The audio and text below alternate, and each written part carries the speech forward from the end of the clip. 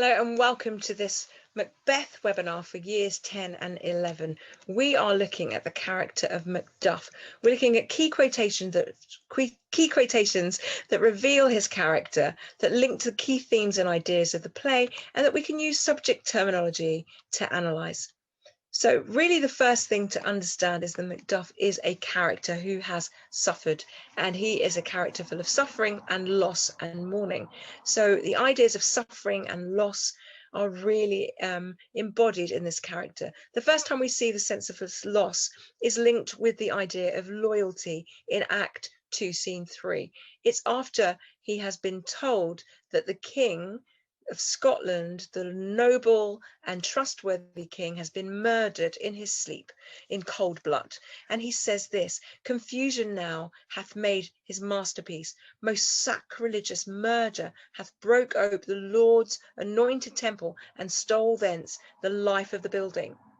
So here he's personifying confusion as someone who has created something incredible. Confusion has made a masterpiece, something that is awe-inspiring and gobsmacking. They are so confused that they're in awe and wonder. And then he uses an extended metaphor of the king's body as a temple, and it has been broken open and it's been burgled, and the life has been taken away from the building. So here we can see a great sense of loss, but this is linked because he understands that the murder of the king isn't just a personal issue, it is a religious issue, it's a spiritual issue, it's a moral issue, because when you don't have a king, a good leader, then life has been stolen, beauty has been stolen, sacredness has been stolen, and all the good standards of a country have been stolen. Now in Act 3, he's felt so strongly that he cannot live without a good king in Scotland that he leaves. He leaves Scotland and he leaves his children and his wife. He leaves them unprotected. In Act 4, he talks about Scotland, and you can see the mourning and the mournful language in this quotation. Bleed, bleed, poor country, great tyranny, lay thou thy basis sure, for goodness dare not check it. So he says, bleed, bleed, poor country, personifying Scotland as an injured and unhealthy patient.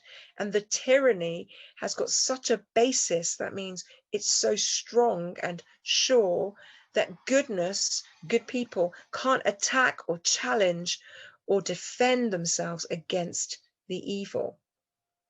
And then when he finds out in that same scene, Act 4, Scene 3, that his wife and his children has been killed, he doesn't blame Macbeth straight away. The first person he blames is himself.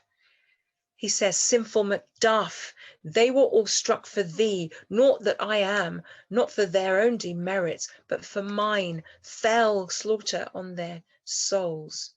So he calls himself sinful. He talks about his own demerits or his own sin. He says that slaughter has fallen on their souls and he deserved the punishment. However, in Act 5, instead of being sorrowful and weak and ashamed, we can see that he's gearing up for revenge.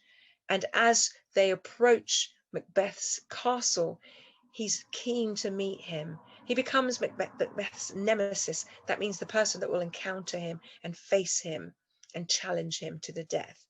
He says this: tyrant, show thy face, if thou beest slain, and with no stroke of mine, my wife and my children's ghosts will haunt me still. He takes his role as avenger very seriously, because his wife and his children, their ghosts, this noun suggests that he will have this on his conscience forever.